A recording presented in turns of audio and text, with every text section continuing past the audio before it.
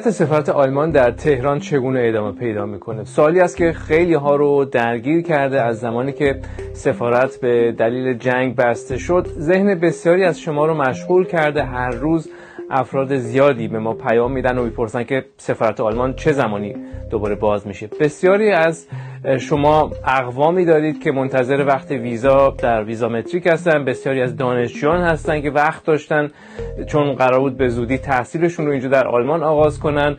دیروز افراد زیادی به محل در واقع ویزامتریک و سفارت مراجعه کرده بودن چون وقت داشتن و این تصاویر رو برای ما فرستادن که نشون میده افراد با وجود اینکه وقت قبلی و کتبی همین رو داشتن، جلوی درهای بسته ویزامتریک منتظر مونده بودن.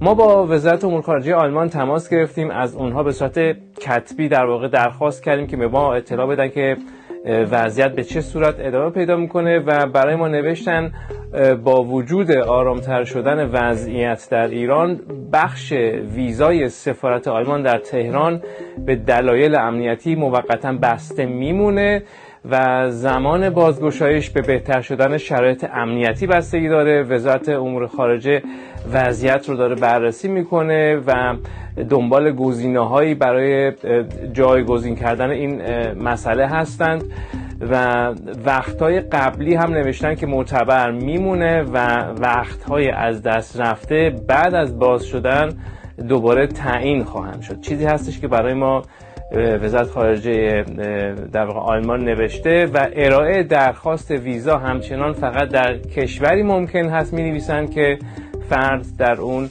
اقامت داره. یعنی مثلا شما نمیتونید به ترکیه برید و اونجا این درخواست رو بدید. سخنگوی وزارت امور خارجه آلمان هم دیروز در نشست خبری دولت در این مورد صحبت کرد که با هم می‌بینیم. Die Kolleginnen und Kollegen werden sich in naher Zukunft wieder zurück in den Iran begeben mit einer Rumpfmannschaft. Und nahe Zukunft heißt nächste Woche oder ist das in den nächsten Monaten?